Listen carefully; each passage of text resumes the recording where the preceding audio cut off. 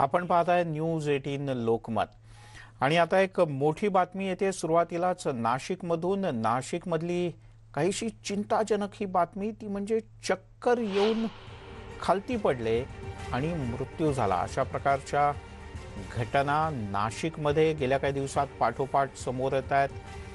चक्कर येऊन रुग्ण दगावण्याच्या घटना आहेत। ह्या भोवळ आली किंवा चक्कर आली आणि त्यानंतर अवघ्या काही काळात मृत्यू झाला असे एकूण 11 मृत्यू एका दिवसात नोंदवले गेले आहेत। गेल्या काही दिवसांपासून अशाच प्रकारे चक्कर येऊन मृत्यू होण्याचं प्रमाण वाढलंय आणि त्यामुळे लोकांमध्ये भीती आहे। वाढत्या कोरोना संसर्गाला राज्यातली जनता देशातली जनता तोंड देते आणि त्यातच नाशिकमध्ये हे नवीन संकट उभं राहिलंय। गेल्या आठवड्यात 13 जणांचा अशा प्रकारे मृत्यू झाला होता। 15 एप्रिल रोजी एका दिवसात 9 जणांना चक्कर आली होती आणि आपले प्राण गमवावे लागले होते। त्याआधी सुद्धा 4 जण अशातच मृत्यू पडले होते।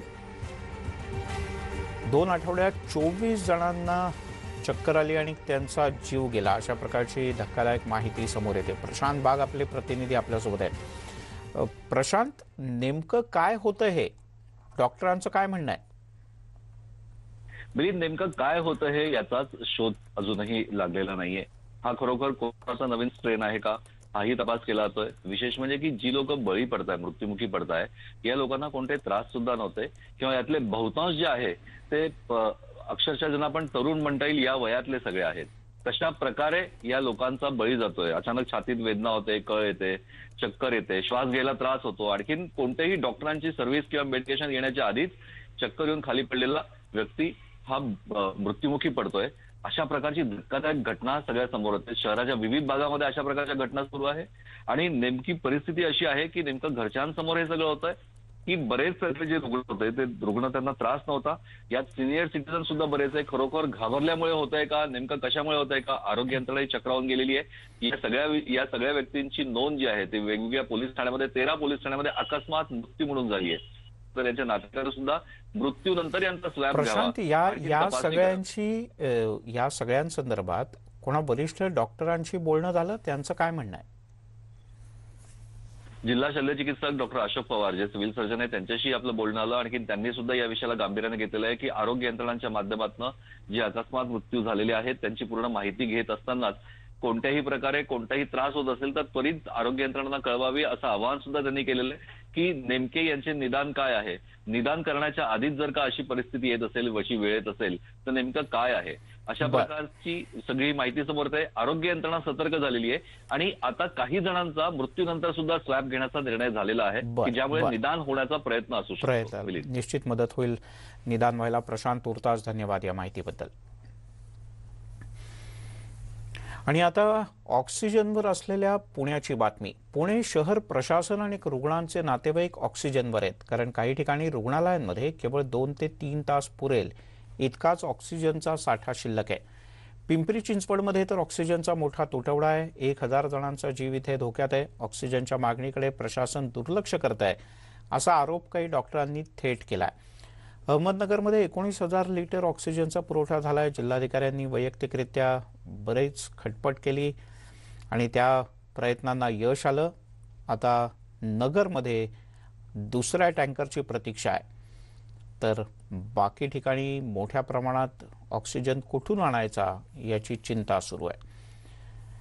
तिकडे प्रशासनासह रुग्णांचे नातेवाईक चिंतेत आहेत ते ऑक्सिजनच्या संदर्भातून आणि त्यामुळे रुग्ण हलवण्याच्या संदर्भात सुद्धा गोष्टी सुरू झाल्या आहेत। काही रुग्णालयांनी आपापल्या रुग्णांना हलवण्याच्या संदर्भात नातेवाईकांना सूचना दिल्या आहेत। ऑक्सिजनची टंचाई आहे आणि अशात या पेशंटचं काय करायचं आणि म्हणूनच आरोग्य प्रशासनानं त्या रुग्णालयांच्या प्रशासनानं आपापल्या रुग्णांना घेऊन जा अशा प्रकारची विनंती नातेवाईकांना करायला सुरुवात केली आहे किंवा आग्रह धरायला सुरुवात केली आहे आणि त्यामुळे रुग्णांच्या नातेवाईकांची चिंता काहीशी वाढली आहे।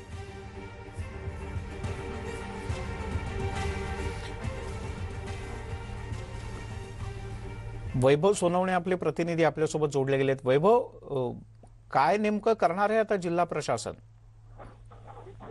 मिलिंद, परिस्थिती जी आहे ती हाताबाहेर जायची चिन्ह दिसायला लागलेली। केवळ शहरामध्ये 5 देवराव सिलेंडर जी आहे ती होती. आम्ही आता ऑयस्टर फॉल हॉस्पिटलला आलोय, तिथेही तीच परिस्थिती आहे. गाडी जी आहे ती काल आलेलीच नाही ऑक्सिजनची आणि त्याच्यामुळे मागणी जी आहे ती एकीकडे वाढताना दिसते. जी छोटी हॉस्पिटल्स होती 50-60पेक्षा कमी, त्यांच्याकडून मागणी मोठ्या प्रमाणामध्ये वाढली आहे. जिल्ह्याभरामध्ये हीच परिस्थिती आहे. रुग्णांची संख्या वाढली आणि त्या तुलनेत पुरवठा जो आहे तो होताना दिसत नाहीये.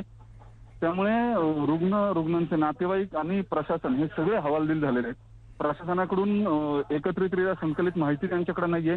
नेमकी किती हॉस्पिटल ऑक्सिजन वापरत आहेत, यंत्रणा ज्या आहेत त्या किती उपलब्ध आहेत आणि नेमकी कुणाला किती गरज आहे याबाबतचा अंदाज जो आहे तो लावता येत नाही. आणि त्यातच बेल्लारी किंवा कर्नाटकमधून जो ऑक्सिजन येणार होता, सगळ्या स्टेट्स ज्या आहेत त्या आता आपली गरज भागवण्यासाठी ऑक्सिजन होल्ड करून ठेवलं. काल बेल्लारीहून एक गाडी येणं अपेक्षित होतं, टँकर कंटेनर जो आहे ऑक्सिजनचा मोठा, मात्र तो सुद्धा आलेला नाही. आणि त्यामुळेच ही सगळी परिस्थिती जी आहे ती अत्यंत बिकट होत चालली आहे. चाकणच्या ज्या प्लांटमधून जिल्हा प्रशासन ऑक्सिजन उपलब्ध करून घेत होतं तिथलं लिक्विड संपल्याची माहिती जी आहे ती आपल्याला मिळते आणि त्याच्यामुळे नव्यानं ऑक्सिजन कधी येईल हे सांगता येणं जवळपास अशक्य आहे. मात्र अन्न औषध प्रशासनाकडून ऍश्युरन्स दिला जातो किंवा एस.बी. पाटील यांच्याशी माझं बोलणं झालं काही वेळापूर्वी. त्यांचं म्हणणं आज संध्याकाळपर्यंत बऱ्यापैकी परिस्थिती जी आहे ती आपण सुरळीत करू शकू.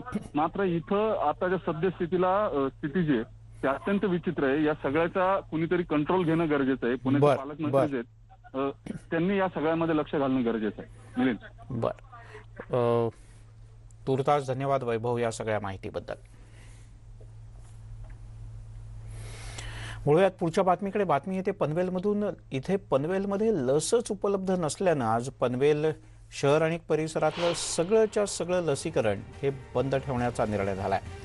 8 खासगी आणि 12 शासकीय अशा कोणत्याही केंद्रावर लस शिल्लक नाही. लसीकरण केंद्र पूर्णपणे रिकामी आहेत. काल 2000 लस शेवटची जी होती ती देखील संपली आणि दुसरा डोस केव्हा येणार याची पनवेलकर वाट पाहत आहेत. विनय म्हात्रे आपले प्रतिनिधी आपल्यासोबत आहेत. विनय, ऑक्सिजनचा गोंधळ तर आहेच, पण आता लस सुद्धा संपली आहे. मिलिंद, नक्कीच पनवेलकरांना काय करावं अशा द्विधा मनस्थितीमध्ये पनवेलकर आहेत. म्हणजे कोणताच मार्ग त्यांच्या समोर दिसत नाही. एका बाजूला कोरोनाचा प्रादुर्भाव प्रचंड मोठ्या प्रमाणात वाढताना दिसतोय, दुसऱ्या बाजूला व्हेंटिलेटर बेड नाहीयेत, साधे O2चे बेड नाहीयेत. अशी परिस्थिती जर पनवेलमध्ये असेल आणि त्याच बाजूला जर याच्यामधून वाचायचं असेल आणि सगळ्या गोष्टी करायच्या असेल तर त्याच्याकरता लस घेणं हा देखील एक सगळ्यात महत्वाचं आहे. आणि त्याकरता केंद्र सरकार असेल, राज्य सरकार एवढ्या मोठ्या प्रमाणात प्रयत्न करत असताना पनवेलमध्ये मुंबईपासून जवळच्या असलेल्या शहरामध्ये तिथे साधी लस मिळत नाही. दुसऱ्यांदा अशी परिस्थिती निर्माण झाली की तिथे एकही लस नाहीये. काल त्यांच्याकडे काही प्रमाणात लस होत्या, त्या पूर्णपणे दिवसभरात देऊन आले. कालचा एकही लस सध्या महापालिकेकडे नाहीये. यावरून पनवेलकरांना नक्की काय करावं अशीच परिस्थिती उद्भवलेली आहे. का नक्की पनवेलला लस मिळत नाही हा खरा एक सगळ्यात महत्वाचा प्रश्न आहे. पनवेल महापालिका असेल किंवा आरोग्य यंत्रणा असतील त्या ते कुठेतरी अपयशी ठरतायत का या सगळ्या गोष्टीमध्ये? कारण दुसऱ्यांदा अशी परिस्थिती घडली आहे की लस उपलब्ध होत नाही. दुसरा डोस आहे, दुसरा डोसची तारीख जवळ आलेली आहे आणि त्यानंतर त्यामुळे ही चिंता वाढलेली आहे की आता कुठे मिळणार म्हणून. आणि त्याचबरोबर व्हेंटिलेटर बेड किंवा इतर सगळ्या सुविधा आहेत हे देखील वाढवण्यासाठी ही संपूर्ण यंत्रणा जी असेल, आरोग्य यंत्रणा असेल किंवा पनवेल महापालिकेची यंत्रणा ही कुठेतरी कमी पडत असल्याचं आता स्पष्ट होते. विनय, तुर्तास धन्यवाद या माहितीबद्दल. आणि आता जाऊयात आता नागपूरला. कारण नागपूरला तमाम कोविड पेशंट्सना प्रतीक्षा आहे ती रेमडेसिवीर इंजेक्शनची. रेमडेसिवीर इंजेक्शनची प्रतीक्षा संपत नाहीये. सोमवारी रात्री 4213 इंजेक्शन्स मिळाली होती, पण ती मागणीच्या तुलनेत अल्प होती. आता न्यायालयाच्या आदेशानंतरही 10,000 इंजेक्शन्स अद्यापही नागपूरकरांना मिळालेली नाहीत. त्यामुळे रेमडेसिवीर इंजेक्शनची प्रतीक्षा कायम आहे. प्रशांत मोहिते आपले प्रतिनिधी आपल्यासोबत आहेत. प्रशांत, नक्कीच मिलिंदजी, नागपुरातील परिस्थिती पाहता 10,000 इंजेक्शन ताबडतोब देण्याचे आदेशही नागपूर उच्च न्यायालयाने दिले होते. पण नागपूरसाठी सोमवारी रात्री 8 वाजेपर्यंत 10,000 रेमडेसिवीर इंजेक्शनचा पुरवठा करण्यात आला आणि नागपूर खंडपीठाने आदेश देऊनही मंगळवारी रात्री 9 वाजता नंतर ही प्रतीक्षा करावी लागली होती. यापैकी सोमवारी रात्री 8 वाजता जिल्हा प्रशासनाने 4,213 रेमडेसिवीर इंजेक्शन मिळाले. ते रात्री 11 वाजेपर्यंत वाटही झाल्यानंतर दावा प्रशासनाला करण्यात आलेला आहे. सोमवारी रात्री 8 वाजता हे इंजेक्शन देण्यात आलेले आहे. सर्व रुग्णांच्या मागणीचा विचार करून रुग्णसंख्येच्या 60% प्रमाणात हे वितरण करण्यात आल्याची ही माहिती प्रशासनाने दिलेली आहे. आणि नागपुरात रेमडेसिवीर इंजेक्शनचा काळा बाजारी सुरू आहे. 2 केसेस नागपुरात घडलेल्या आहे आणि काही आरोपी यांना पोलिसांनी सुद्धा पकडले आहे. आणि या इंजेक्शनमुळे रुग्णांचे मोठे हाल होत आहे नागपुरात. प्रशांत, तुर्तास धन्यवाद या माहितीबद्दल. आता जाऊयात औरंगाबादला. लॉकडाऊनच्या भीतीनं नागरिकांनी खरेदीसाठी मोठी गर्दी केली आणि ही गर्दी थोडी नाही तर अबब म्हणावं इतकी प्रचंड गर्दी होती. औरंगाबादमध्ये नागरिकांची गर्दी जाधववाडी भागामध्ये झाली. इथं मोठं मार्केट आहे, फळांचं आणि भाज्यांचं इथं मार्केट आहे आणि तिथे फळं आणि भाज्या खरेदी करण्यासाठी नागरिकांनी मोठी गर्दी केली. सोशल डिस्टन्सिंगचे नियम तर पायदळी तुडवले गेलेच, पण याशिवाय अनेकांनी मास्क सुद्धा घातलेले नव्हते. इकडे मुंबईतल्या प्रभादेवी इथल्या सहकार भांडारमध्ये खरेदीसाठी लोकांनी भली मोठी रांग लावली होती.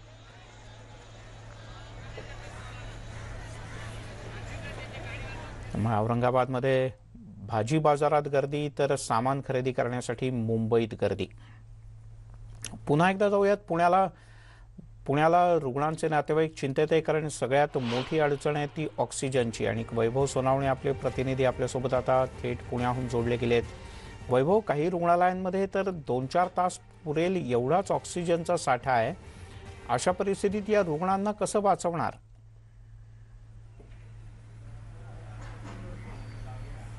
मिलिंद, अत्यंत हातातोंडाची गाठ पडावी अशी परिस्थिती आहे. पुण्यातल्या शिवाजीनगरच्या ऑयस्टर पर्ल हॉस्पिटलला आम्ही होतो. इथे 2 ते 3 तास पुरेल इतकाच ऑक्सिजन होता.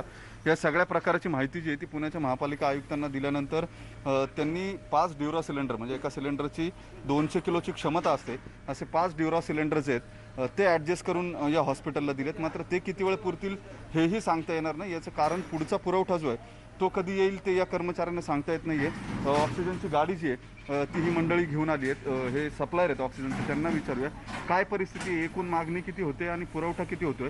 तुमच्याकडे आता किती ऑक्सिजन शिल्लक आहे? ऑक्सिजन आता तर पूर्ण आमच्या कंपनीमधला संपलेला आहे. आज दुपारपर्यंत गाडी येईल असं सांगितलेलं आहे. आणि आज रात्रभरामध्ये जेवढी काल आम्हाला 13 टनाची गाडी येणार होती तर त्यामध्ये 10 टनाचीच गाडी आली होती काल दुपारी. ती रात्रभरामध्ये पूर्ण संपलेली आहे. आता ऑक्सिजन एकही शिल्लक नाही आहे आमच्याकडे. बरं, हॉस्पिटल्सकडून किती मागणी येते? हॉस्पिटलकडून भरपूर मागणी आहे. ज्या हॉस्पिटलला म्हणजे 200 किलोची क्षमता होते त्या हॉस्पिटल आता जवळजवळ 1 टनाच्या पुढून मागत आहेत. परिस्थिती जी आहे ती परिस्थिती आपण पाहतोय. 2 शहराची क्षमता जी आहे ती 50 मेट्रिक टन डिफिशियट आहे आजच्या परिस्थितीमध्ये. जे 50 खाटांपेक्षा छोटे हॉस्पिटल्स आहेत या हॉस्पिटलमध्ये ऑक्सिजन संपत चालला आहे आणि पुरवठा जो आहे तो पुरवठा होऊ शकत नाही. ही ऑयस्टर पर्लची मंडळी आहेत, त्यांना विचारूया तुमच्या हॉस्पिटलला आता किती ऑक्सिजन शिल्लक आहे आणि काय परिस्थिती आहे? आमच्या सोनल डॉक्टर आमच्या ॲडमिन ऑफिसर आहेत, ते आता बोलतील. किती ऑक्सिजन शिल्लक आहे? आता आलेली आहे टँक. बरं, ठीक आहे. हॉस्पिटलचे ॲडमिनिस्ट्रेटर आहेत, त्यांना आपण विचारूया ऑक्सिजनची स्थिती काय आहे आपल्याकडे? पुरेसा ऑक्सिजन आहे का की पुन्हा परिस्थिती बिघडू शकते आणखी? सप्लाय तरी होत नाही एवढं मी सांगू शकते सद्यस्थितीला. जेवढा सप्लाय हवा तेवढा होत नाही. सगळीकडे शहरभरात हीच परिस्थिती. आपण काय करतोय सप्लाय नोंदवण्यासाठी किंवा प्रशासनाकडे किती आग्रही होता? आग्रही आहे, आमच्या अथॉरिटीज त्यांना भेटता आहेत, ॲश्युरन्स आहे, पण सद्यस्थिती अशी आहे की पोचत तरी नाही आमच्यापर्यंत. काही हॉस्पिटल्समध्ये रुग्णांना निरोप दिले जातात की जिथं ऑक्सिजन अवेलेबल आहे तिकडे शिफ्ट करा. आपल्याकडे तशी परिस्थिती आहे का की तसं करावं लागेल आपल्याला? येस, आम्ही पण सांगतोय त्यांना की आमच्याकडे सप्लाय कमी आहे, सो तुम्ही दुसरीकडे बेड बघू शकता. थँक्यू. मिलिंद, ही परिस्थिती आपण पाहतोय. हॉस्पिटलचे ॲडमिनिस्ट्रेटर आहेत हे, आणि ज्या हॉस्पिटल्सचा ऑक्सिजन संपत चाललाय त्यांना रुग्णांच्या नातेवाईकांना रुग्ण हलवण्याला पर्याय नाही सांगण्याशिवाय पर्याय नाही. आणि आपण ही स्थिती पाहतोय. शेवटच्या 2 तू म्हणालास त्याप्रमाणे जम्बो बॉटल्स आहेत ऑक्सिजनच्या, त्यात इथल्या रुग्णांचं काही प्रमाणात भागेल. आपण अपेक्षा करूयात की बातमी दाखवल्यानंतर तरी जिल्हा प्रशासन किंवा राज्यातले आरोग्य अधिकारी हे या विषयात तातडीनं लक्ष घालतील. वैभव, तुर्तास धन्यवाद या सगळ्या माहितीबद्दल. एक छोटासा ब्रेक घेऊयात. सर्व प्रकारच्या ताज्या अपडेटसाठी news18lokmat.com या आमच्या वेबसाईटला लॉग ऑन करा.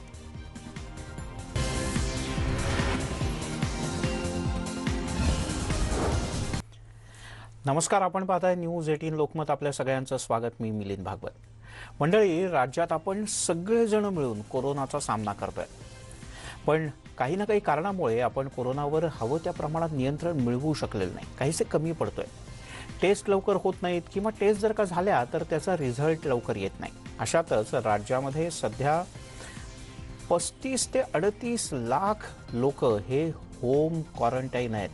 होय, हा आकडा खरा आहे. 35 लाख पेक्षा जास्त लोक होम क्वारंटाईन आहेत. आणि आपण होम क्वारंटाईन असतो, आपल्याला जेव्हा कळतं त्यावेळेला आपण व्हॉट्सॲप, फेसबुक, आपले फोनवरून आपल्याला सहकार्य करण्यासाठी तत्पर असलेले आपले मित्रमंडळी, नातेवाईक खूप काही काही सल्ले देतात. त्याच्यात वेगवेगळी औषधं असतात आणि मग आपण ते सगळं करायला सुरुवात करतो. पण यात होतं असं की काही वेळेला आपल्याला फायदा होतो, पण काही वेळेला त्याचा मोठा फटका सुद्धा बसतो. आणि याचबद्दल आज आपण बोलणार आहोत. डॉक्टर चित्रा मुळे आपल्यासोबत आहेत. जवळजवळ 40 वर्षांपेक्षा जास्त मोठा अनुभव आहे डॉक्टर चित्रा मुळे यांचा. मॅडम, स्वागत आहे आपलं न्यूज 18 लोकमतमध्ये. आणि माझा पहिला प्रश्न तुम्हाला, ज्या क्षणी आपल्याला कळलं की आपण, कारण 2 प्रकारचे होम आयसोलेशन मधले लोक आहेत, एक काही सिम्पटम असलेले आणि काही सिम्पटम नसलेले पण तरी पॉझिटिव्ह आलेले. तर जेव्हा आपल्याला कळतं, पहिल्यांदा फोन येतो की अरे तुम्ही पॉझिटिव्ह आहात, पहिल्या 2 गोष्टी काय केल्या पाहिजेत? सगळ्यात महत्वाचं मी सांगते, पहिला म्हणजे सल्लेखोरांपासून सावध राहा. एकदा तुम्ही तुमचं आरटीपीसीआर पॉझिटिव्ह आलंय आणि तुम्हाला होम आयसोलेशन ऍडवाइस केलंय म्हटलं की असंख्य प्रकारच्या सल्ल्यांची बरसात तुमच्यावरती व्हायला लागते. सगळ्यात पहिला सल्ला असेल की अरे सगळ्यात आधी कुठेतरी जाऊन ऍडमिट होऊन जा. दुसरा कोणीतरी सांगेल की ॲलोपॅथीची औषधं घेताय ना, ठीक आहे, पण त्याच्याबरोबर हे होमिओपॅथीचे पण घ्या, ह्याच्याने काही साईड इफेक्ट येणार नाही. तिसरं कोणी म्हणेल हे काढी पण घ्या, पुड्या पण घ्या, आणि सलामीलाच तुमचा असा गोंधळ उडून जातो. तर मला असं म्हणायचंय की तुम्ही तुमच्या ट्रीटिंग फिजिशियन, तुम्हाला जे डॉक्टर ट्रीट करताय त्यांच्यावर विश्वास ठेवा. त्यांनी दिलेली औषधं नेहमीप्रमाणे घ्यायला सुरुवात करा.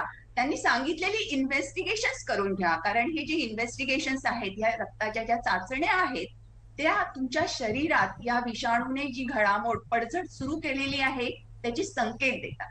त्याच्यामुळे सगळ्यात महत्वाचं म्हणजे तुमच्या ट्रीट करणाऱ्या डॉक्टरवर विश्वास ठेवून त्यांचा वैद्यकीय सल्ला मानायला सुरुवात करा. आणि पेशंटसाठी मी एक असं सांगेन की तुम्हाला होम आयसोलेशन ऍडवाइस केलेलं आहे ही काळ्या पाण्याची शिक्षा नाही. हे जे तुम्हाला एकांतवास मिळणार आहे कोरोनामुळे, त्या संधीचा फायदा उचलून घ्या. आणि सगळ्यात महत्वाचं म्हणजे तुम्ही तुमच्या घरात राहून तुमच्या आप्तस्वकीयांच्या आजूबाजूला असताना तुमच्या डॉक्टरशी मेडिसिन तर्फे कॉन्स्टंटली कनेक्टेड असताना या आजारातून बरे होणार आहात, अलगद निघणार आहात, हा विश्वास ठेवा. ही पॉझिटिव्ह स्टेट ऑफ माइंड आहे ना, हे खूप महत्वाचं असतं.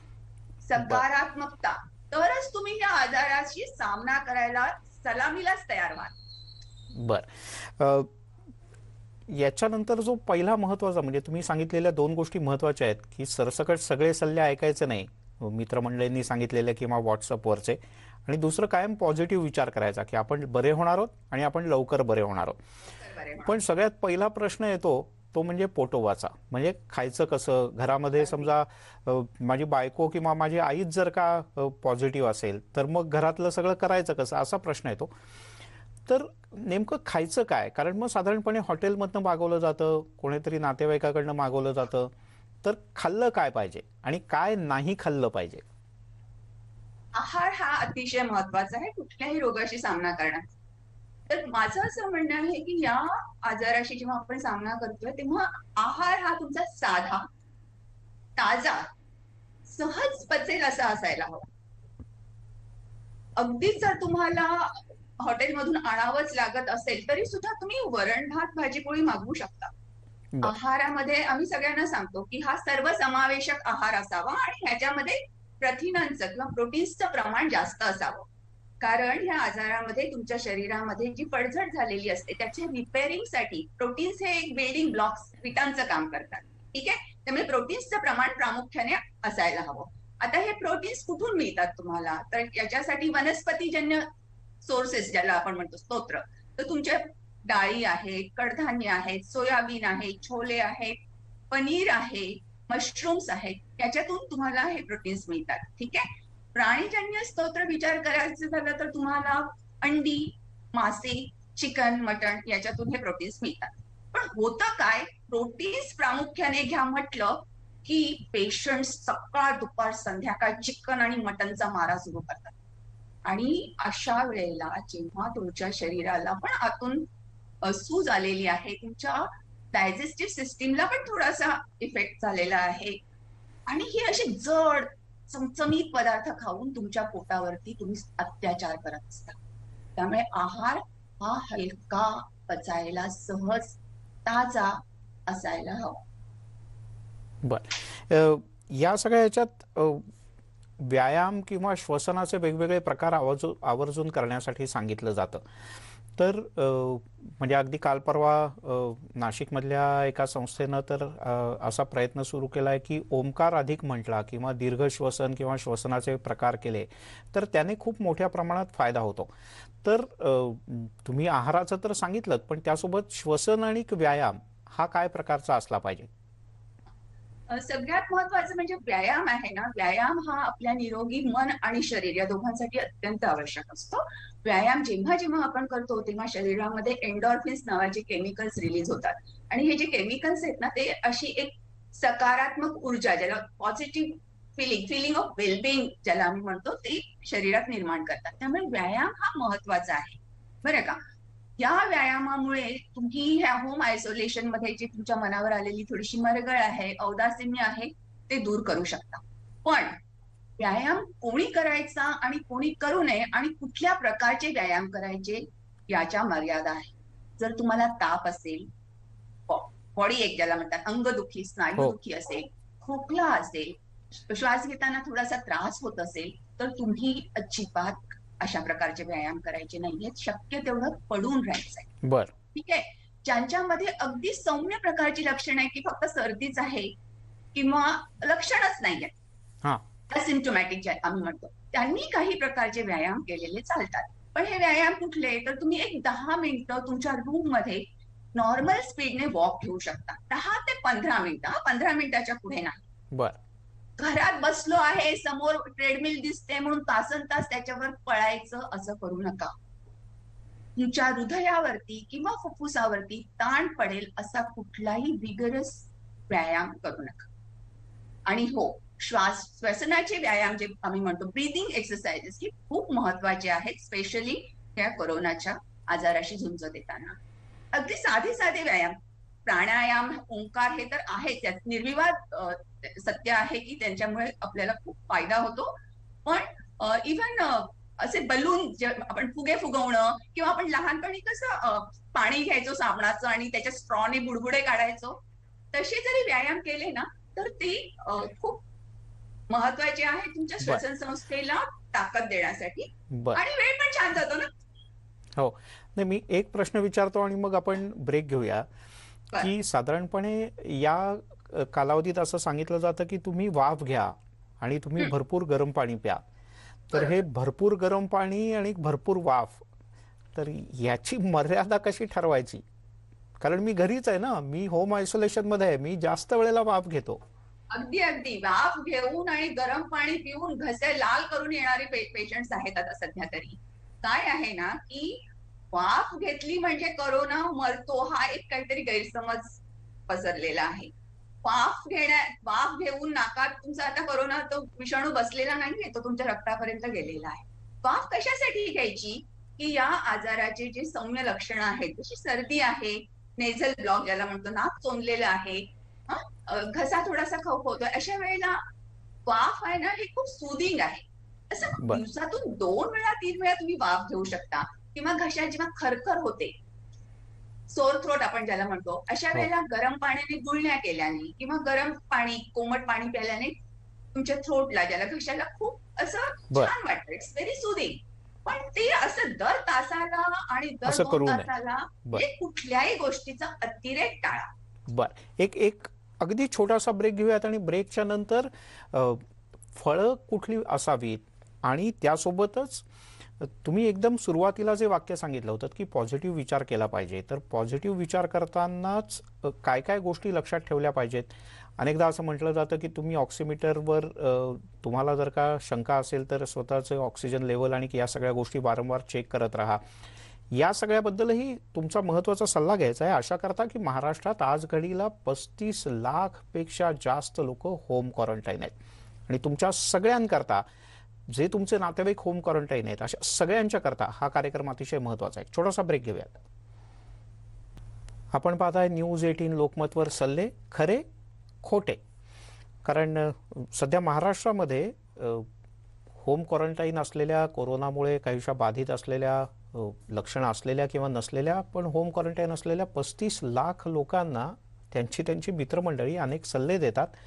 काही सल्ले खरंच फायद्याचे असतात पण काही अडचणीचे सुद्धा ठरू शकतात आणि याबद्दलच आपण जाणून घेतो. डॉक्टर चित्रा मुळे आपल्यासोबत आहेत. डॉक्टर, ब्रेकनंतर पुन्हा एकदा स्वागत. ब्रेकच्या पूर्वी जसं शोच्या सुरुवातीला तुम्ही म्हणाला होतात ते मानसिक स्वास्थ्य, तर याच्याकरता काय काय छोट्या गोष्टी करण्याचे सल्ले तुम्ही द्याल? म्हणजे काही वेळेला मला एकटं वाटतं, काही वेळेला मला टेन्शन वाटतं किंवा काही वेळेला कोणीतरी मला धीर द्यायला किंवा आधार द्यायला फोन करतो, पण त्याच वेळेला कोणीतरी गेल्याची किंवा कोणीतरी फार सिरियस असल्याची अशी बातमी सांगून जातो. त्यामुळे अशा पेशंटच्या मनोधैर्यावर त्याचा काही ना काहीतरी परिणाम होतो. खरंय. कुठल्याही पॅन्डेमिक किंवा जी नैसर्गिक आपत्ती असते त्याचं शरीरावर होणाऱ्यापेक्षा मनावरती मानसिक जे परिणाम असतात ते जास्त खोलवर असतात. आणि जेव्हा आपण होम आयसोलेशन मध्ये असतो तेव्हा येणारा हा एकटेपणा, कोरोनाच्या भीतीचं सावट, त्याच्यामुळे आलेलं उदासीनता याने पेशंट खरंच खचून गेलेला असतो. आणि तुम्ही म्हटलं तसं आजूबाजूला घडणाऱ्या घडामोडी, अशा वेळेला ना मानसिक स्वास्थ्य टिकवण्यासाठी सर्वात महत्वाचं म्हणजे स्वतःला ना निगेटिव्हिटी पासून दूर ठेवा. सारखं जेव्हा तुम्ही व्हॉट्सअप घेऊन बसलेला असतात ना तेव्हा बऱ्याच वेळेला ह्या निगेटिव्हच्या बातम्या तुमच्या कानावर धडकत असतात. त्याच्याने ना तुमचं मनोधैर्य खचायलाच लागतं. स्वतःला निगेटिव्हिटी पासून दूर ठेवा. दुसरं म्हणजे स्वतःला आपल्याला आवडणाऱ्या एखाद्या गोष्टीमध्ये रमवून घ्या. मला जर गाणं आवडत असेल, गाणी ऐका, संगीत ऐका, चांगले चित्रपट पहा, हलकी फुलकी नाटकं पहा. They say laughter is the best medicine, right? त्याच्यामुळे असं हलकं फुलकं काहीतरी पहा की ज्याच्याने तुमचा मूड छान राहील. चित्र काढता येऊ शकतील, वाद्य वाजवता येऊ शकतील, अगणित. म्हणजे जे तुमचं करायचं राहून गेलंय ना ते सुद्धा तुम्ही या 14 दिवसात करून घ्या. फक्त स्वतःला रमवून ठेवा आणि एक पॉझिटिव्ह फ्रेम ऑफ माइंड ठेवा. आपली जी जवळची मित्र मैत्रिणी आहेत, आप्तस्वकीय आहेत, त्यांच्याशी कनेक्ट व्हा की जे तुमचा. घरातल्या लोकांनी काय काळजी घेतली पाहिजे? घरातल्या लोकांनी सगळ्यात महत्वाचं काळजी घ्यायची म्हणजे हा जो आपण पेशंट आयसोलेट केलेला आहे, जो पॉझिटिव्ह आहे, त्याला जेव्हा तुम्ही कुठल्याही अन्न पुरवताय किंवा काही वस्तू पुरवताय तेव्हा त्या दिल्यानंतर किंवा त्याच्या घरात रूम मधलं ताट तुम्ही बाहेर घेताय ते घेतल्यानंतर एक तर सर्वात महत्वाचं म्हणजे मास्क व्यवस्थित फिटिंगचा मास्क नाकावर असणं महत्वाचं आहे. जेव्हा तुम्ही ह्या रुग्णाच्या वस्तू हाताळताय तेव्हा हात स्वच्छ साबणाने धुणं, सॅनिटाईज करणं हे पण अतिशय महत्वाचं. आणि रुग्णाला सुद्धा पॉझिटिव्ह स्टेट ऑफ माइंड मध्ये ठेवणं, त्याला खुश ठेवणं, हे आपण बाहेर जे आहेत त्या लोकांनी, त्याच्या आप्तस्वकीयांनी करणं खूप गरजेचं आहे. खरं तर आणखीन बरेच प्रश्न आहेत आणि प्रश्न संपत नाहीत डोक्यातले, कारण वेगवेगळे सल्ले येत राहतात. पण एका कार्यक्रमातनं सगळे प्रश्न आपल्याला सोडवताही येणार नाहीत. पण आपण पुन्हा एकदा असेच भेटूयात आणि आपल्या सगळ्या प्रेक्षकांना आणि महाराष्ट्रातले जे 35-38 लाख लोक होम क्वारंटाईन आहेत त्यांना आपण काही चांगले पॉझिटिव्ह, खरे खोटे नाही तर योग्य फायद्याचे असे काही आपण टिप्स देऊयात जेणेकरून त्या सगळ्यांनाच उपयोगी पडतील. आज तुम्ही या चर्चेत सहभागी झालात आणि महत्त्वाच्या काही टिप्स दिल्या त्याबद्दल खूप खूप धन्यवाद. आज इथेच थांबूयात आणि डॉक्टरांनी सांगितलं त्याप्रमाणे हा जो मास्क आहे हाच आपला सगळ्यात मोठा रक्षक आहे. दोघंही व्यक्ती जरी पॉझिटिव्ह असतील आणि दोघांनी मास्क घातलेला असेल तर कोरोना रोखण्यात या मास्कचं योगदान हे सगळ्यात महत्त्वाचं आहे. मास्क वापरा, हात वारंवार धुवा, अंतराच्या नियमाचं पालन करा, तरच ही कोरोनाची साखळी आपल्याला तोडता येईल.